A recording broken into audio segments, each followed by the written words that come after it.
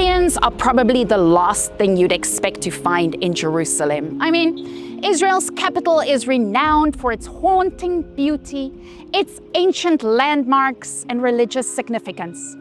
Not for wildlife, and definitely not for lions roaming its streets, right? Yet lions are exactly what you'll find here, on street corners, in alleyways, on city squares, and in front of homes.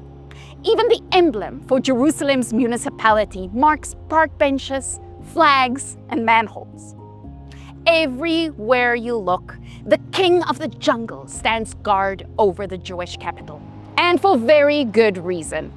The symbol of the lion is woven into the very fabric of Jewish history and the core identity of the people of Judah.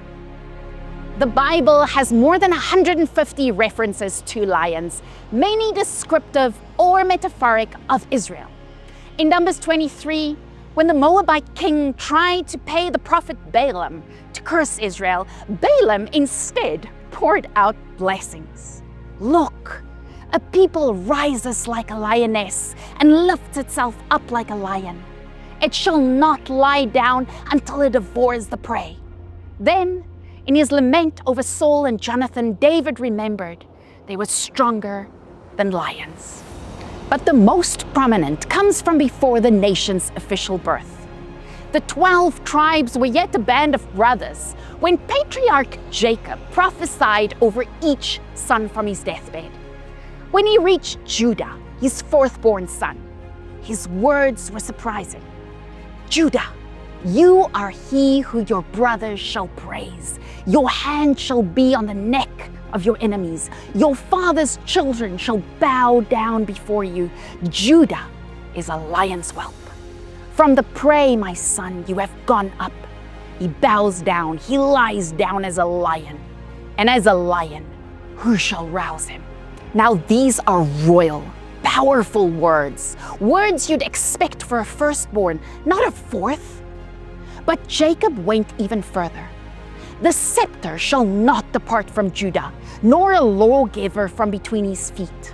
And to him shall be the obedience of the people. Now this begs the question, why Judah? Was he more worthy than his brothers? Judah was Leah's son, Jacob's first wife, but not his favorite.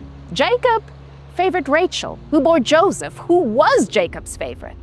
And that didn't sit well with Judah and his brothers. In Genesis 37, jealous and enraged, they plotted to kill Joseph. But then Judah actually suggested selling him to the Ishmaelites for a profit instead.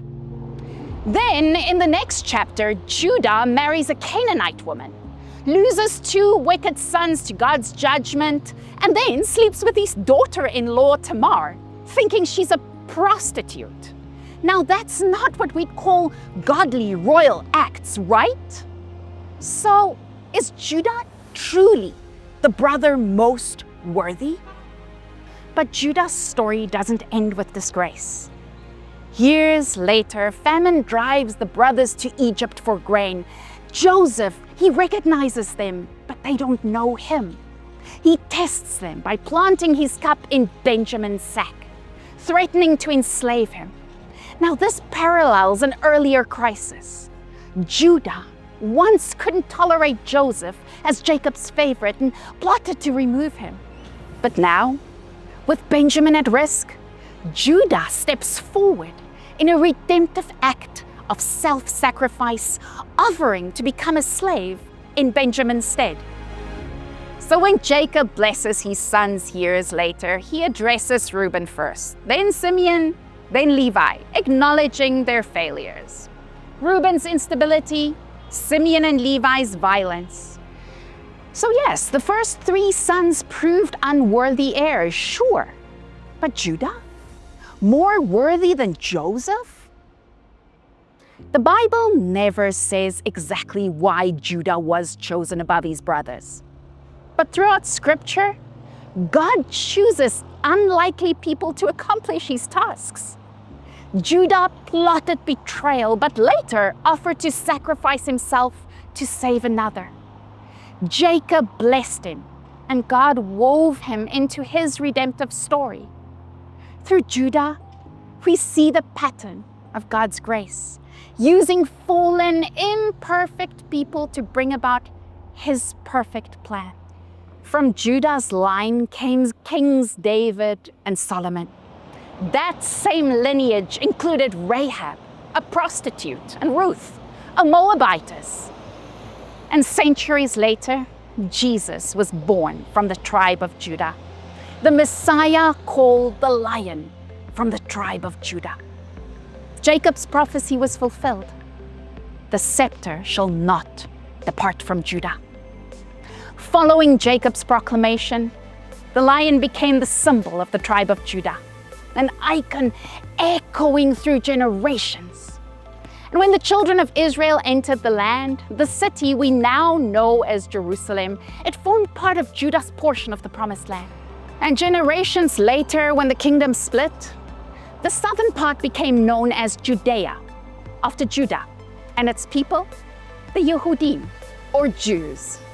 So, these lions scattered throughout Jerusalem, they stand as a testimony to an ancient promise fulfilled, that from one flawed man who learned to sacrifice himself comes a lineage of kings, that a people rises like a lioness and lifts itself up as a lion, not because of their own worthiness, but because God chose to work through them. From a son who sold his brother to a tribe who would bow before no enemy. From a man marked by failure to a people whose hand shall be on the neck of their enemies. This is the story of the lions of Jerusalem. That the same God who transformed Judah continues to redeem his people, both the church and Israel. That the Lion of Judah who conquered death now reigns forever. And that those who belong to him are indeed, as one Jerusalem security guard so beautifully told me, the babies of the big Lion King. If this teaching blessed you, help us pass the blessing on. Ignite the Truth is brought to life through the generous support of Christians around the world.